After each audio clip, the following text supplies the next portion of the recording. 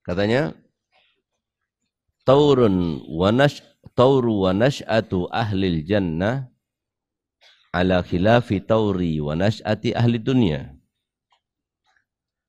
Wa misalu ahli jannati misalu sabi fi batni ummihi yasilu ilaihi al-ghada minha walakinnahu la yabulu wa la yataghawwat. Jadi nanti setiap saat, setiap waktu kalau di dunia itu kan ada perkembangan, ada pengurangan. Puncaknya itu ketika kita berumur 33 tahun. Itu puncak-puncaknya. Sudah itu menurun. Bismillahirrahmanirrahim. Alhamdulillah billahi salatu wassalamu ala Sayyidina Muhammadin wa ala alihi wa sahbihi ajmain. Qala ma'alif wa hafidhahullah ta'ala nafa'na bihi wa bi ulumihi fid dharain. Amin.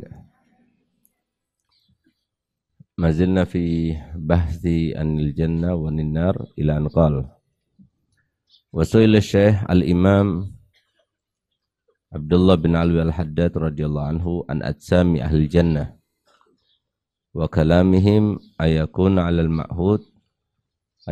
'alal ma'hudi min asamina wa kalamina fi hadhihi dar aw 'ala wajhin akhar. Kemudian ditanyalah Syekh Al-Imam Al-Habib Abdullah Al-Haddad terkait dengan badan dari penghuni surga serta ucapan-ucapan mereka.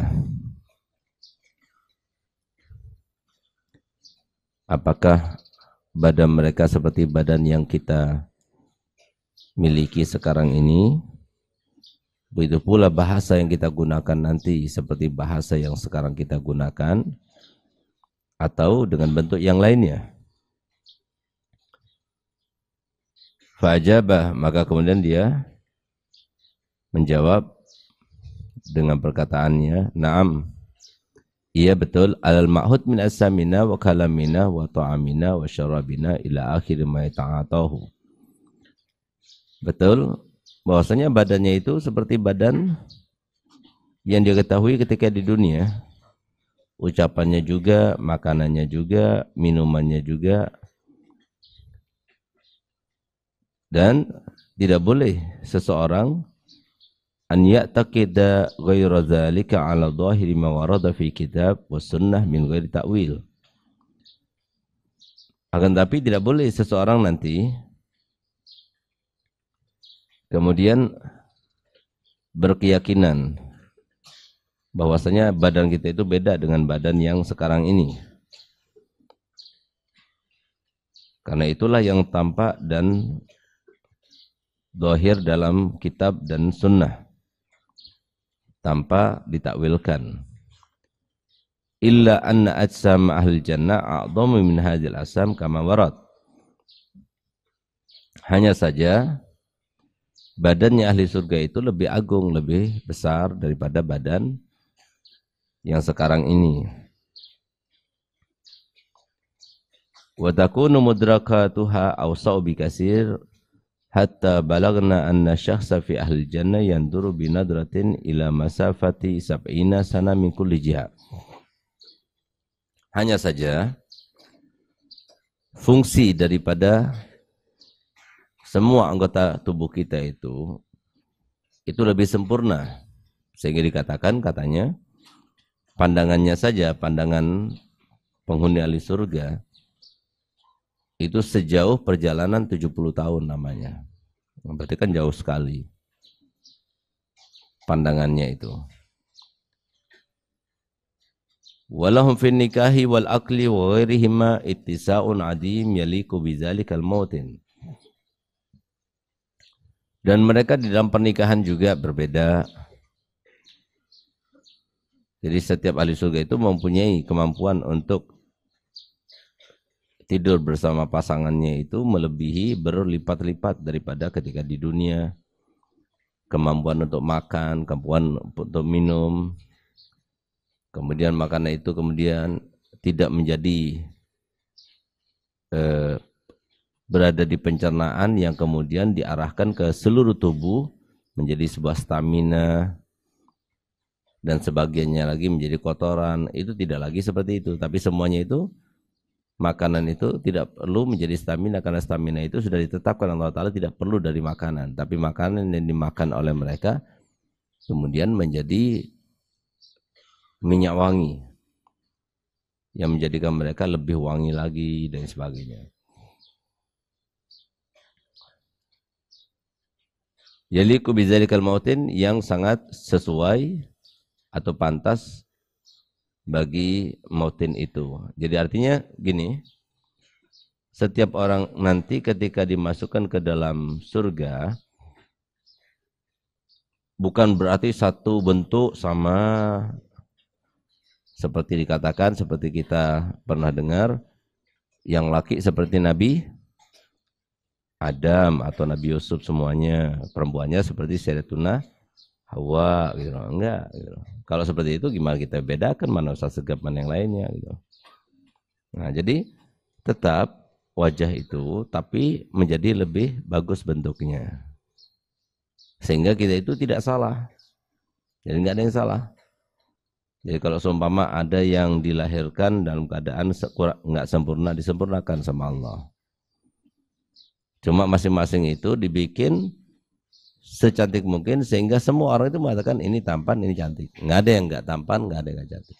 Nggak ada nanti kita akan mengatakan, oh ternyata suami orang ini lebih tampan daripada suami aku misalnya. Atau istri orang ini lebih cantik daripada istriku. Nggak ada. Tapi masing-masing mempunyai mempunyai kekhasan yang masing-masing itu memuji dengan apa? Dengan kecantikannya. Ngerti nggak? Nah, jadi seperti itu. Jadi bukan semuanya dengan bentuk yang sama gitu. Nah, kalau semuanya dengan bentuk yang sama berarti kita nggak bisa membedakan antara mereka. Wa amma man ya'taqid anna asam ahli jannah wa kalamihim waladzatihim takunu min qubailil ma'ani wal mudrakat ar-ruhaniyah fahuwa mu'taqadul falasifah fi hadzal amr. Adapun yang mempunyai keyakinan bahwasanya penghuni surga bentuknya, badannya, ucapannya, kelazatan yang mereka rasakan, ya itu adalah sesuatu yang dirasakan saja oleh ruh, tapi bukan dengan badan. Maka itu adalah mu'taqad yang salah, sebuah keyakinan yang salah juga. Mu'taqadnya falasifah. Yang benar sama seperti sekarang, kita menikmati makanan melalui apa? Mulut. Dengan apa? Lidah. Nah, gitu. Mengunyahnya dengan apa? Gigi. Nah, tapi giginya nggak sampai sakit gigi, nggak perlu disikat gigi, gitu. Nah, kita perlu sikat gigi kenapa? Karena tidak sempurna. Yang itu ujian untuk kita. Serta Allah Ta'ala membuat kita itu kemudian menggigitnya dengan gigi yang ada sekarang ini dibikin seperti itu supaya apa? Ada kemungkinan ada yang terselit, kemudian menjadi sebab akhirnya kena sakit gigi dan sebagainya. Nah, itu di surga nggak ada ya seperti itu.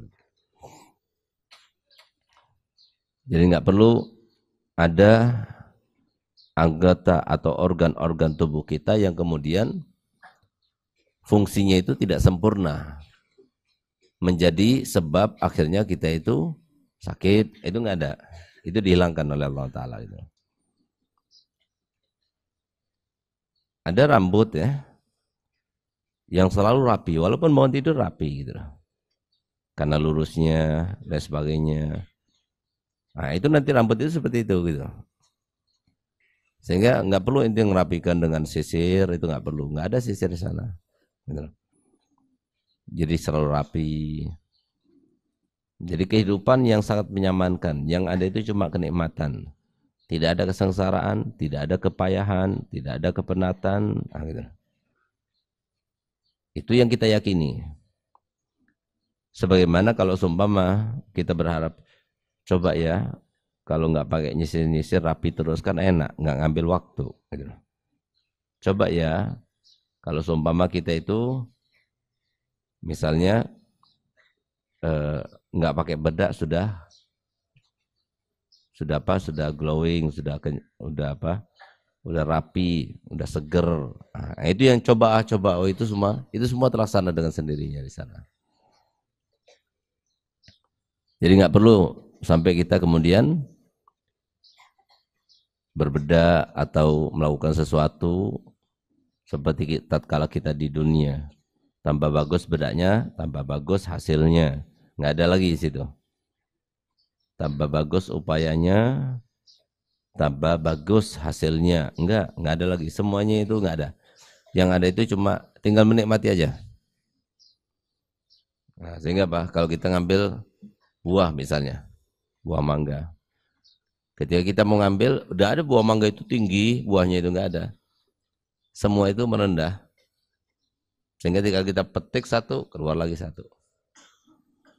Jadi enggak ada dalam hati itu, anak pengen yang kayak begini nih rasanya ini. Enggak ada, sudah ada. Mau kayak gini, tinggal ambil lagi. Yang kayak begitu, ada. Gitu. Bahkan satu pohon itu bermacam-macam rasanya. Gitu. Nah, itu yang akan diberikan Allah Ta'ala.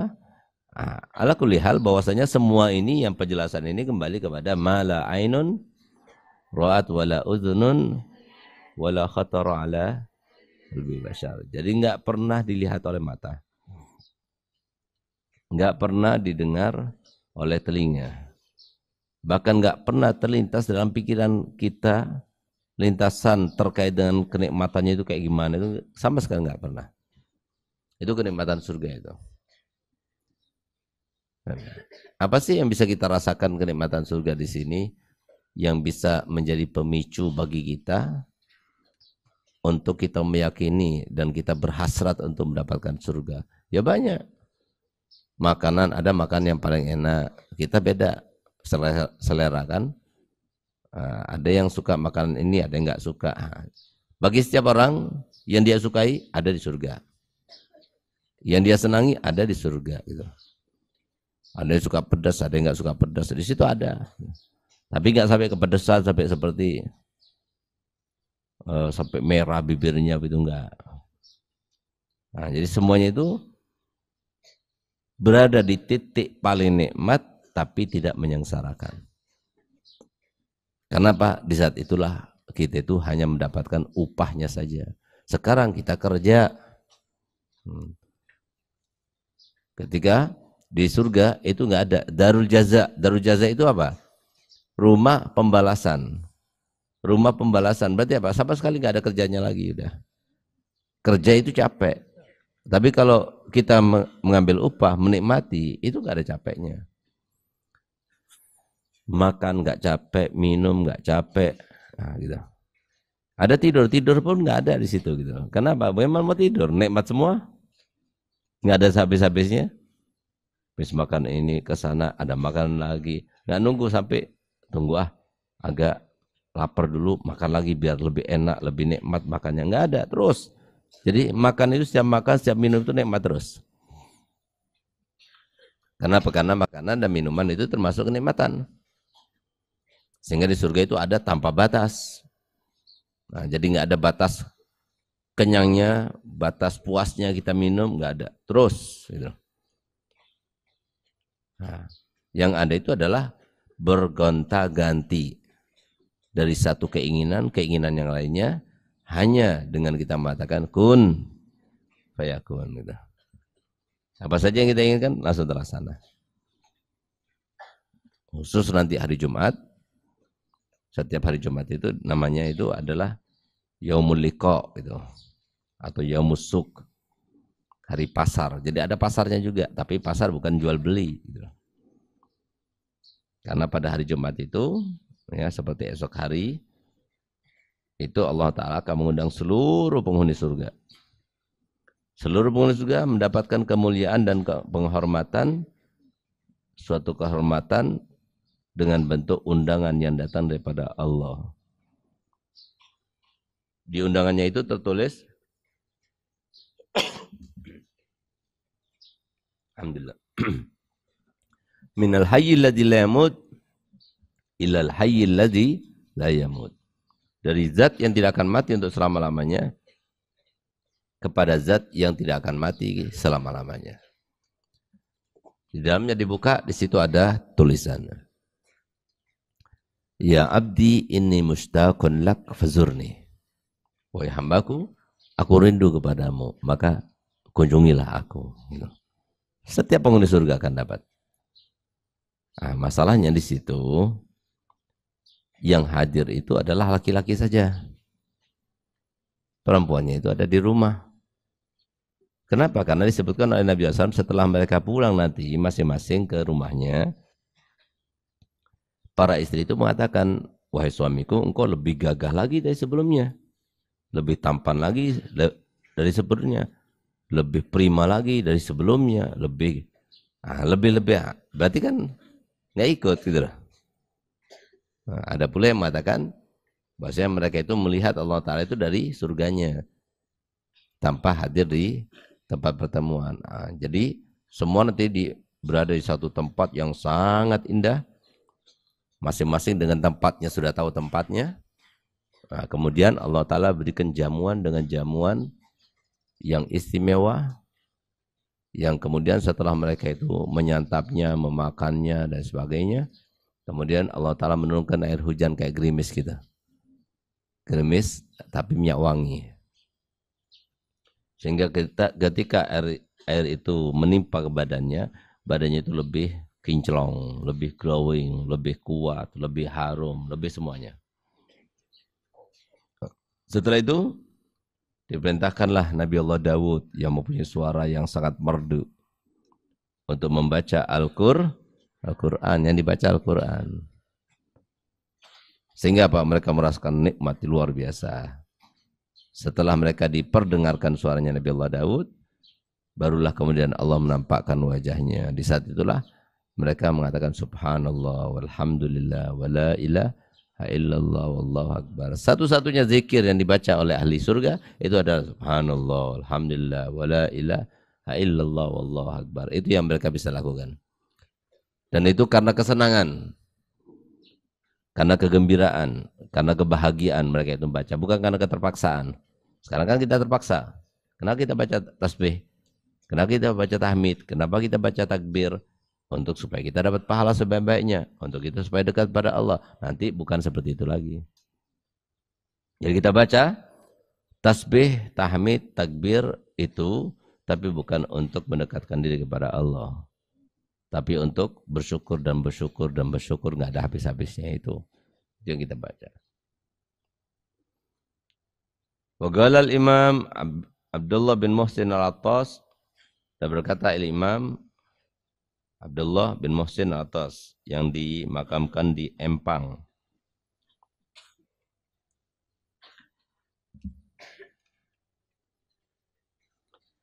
Katanya, tauru wa nash'atu ahlil jannah ala khilafi tauri wa nash'ati ahli dunya. Wa misalu ahli jannati misalu sabi fi batni ummihi yasilu ilaihil ghada minha walakinnahu la yabulu wa la yataghawwat. Jadi nanti setiap saat, setiap waktu kalau di dunia itu kan ada perkembangan, ada pengurangan. Puncaknya itu ketika kita berumur 33 tahun. Itu puncak-puncaknya. Sudah itu menurun.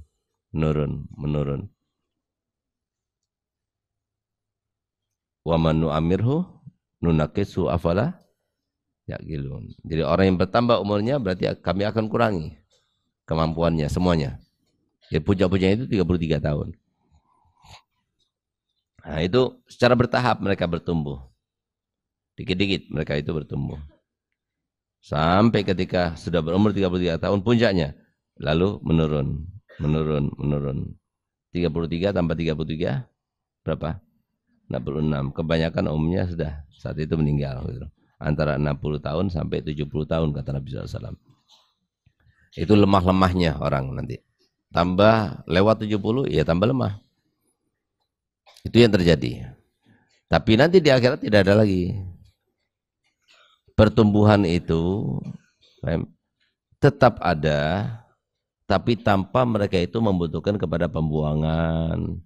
yang ini untuk ini, yang ini untuk itu, tidak ada semua. Tapi normal, sama seperti apa? Sama seperti malaikat. Malaikat normal saja, nggak perlu makan, nggak perlu minum. Tapi pada mereka tetap aja bisa melaksanakan semua perintah Allah, menjalankan semua perintah Allah dan tidak melanggarnya. Nah, sama seperti itu. Sama juga seperti bayi. Bayi dalam perut ibunya, itu mereka kan makan, bukan nggak makan, makan. Dari mana? Dari makanan ibunya itu. Tapi mereka tidak sampai buang air. Nah, gitu. Sama seperti itu. Nah, penghuni surga juga seperti itu. Mereka nanti akan bertambah kekuatan, mereka harus ada stamina, stamina bertambah, tapi tanpa ada pembuangan. Ya. Darah mereka itu harus tetap tidak ada pengurangan. Nah, gitu. Nah, tapi di sana sempurna, karena apa yang ada itu cuma kenikmatan, bukan untuk kenapa kamu makan kambing biar kuat. Kenapa kamu makan kambing? Protein, gitu. Tapi kita harus sisihkan lemaknya, karena itu berbahaya pada badan kita. Misalnya, itu nggak ada lagi. Lemak itu kan ada yang diperlukan juga oleh tubuh kita. Makan, semuanya makan. Jadi lemak yang ada di surga tidak membahayakan. Daging merah yang ada di surga tidak membahayakan. Jadi semua tersajikan dalam keadaan manfaat semuanya, tapi tidak berbahaya. Manfaat semuanya, tapi tidak ada yang dibuang. Gitu. Tambah banyak, pembuangannya kemana? Pembuangannya jadi keringat. Tapi keringat nggak sampai bikin basah sehingga kok diangkat keteknya basah misalnya itu. Nggak ada. Yang ada itu harum. Jadi tambah banyak makanya tambah harum. Semerbak gitu. Nah, itu di sana itu nanti di surga.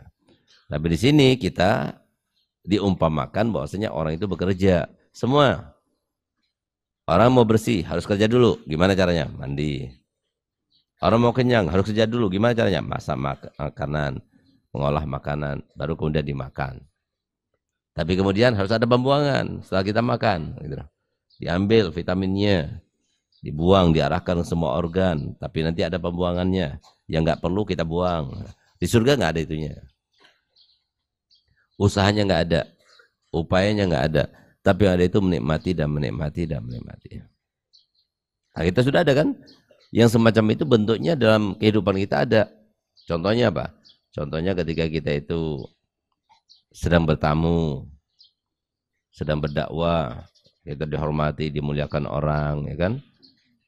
Nah, maka kita nggak pakai masak, masakan sudah tersaji. Mereka menghormati kita. Kenapa? Karena kita seorang dai, seorang alim, seorang ustadz. Kita nikmati. Nah, di dunia sudah bisa kita rasakan yang semacam itu. Nanti di akhirat seperti itu. Perlu apa-apa, tinggal nyuruh.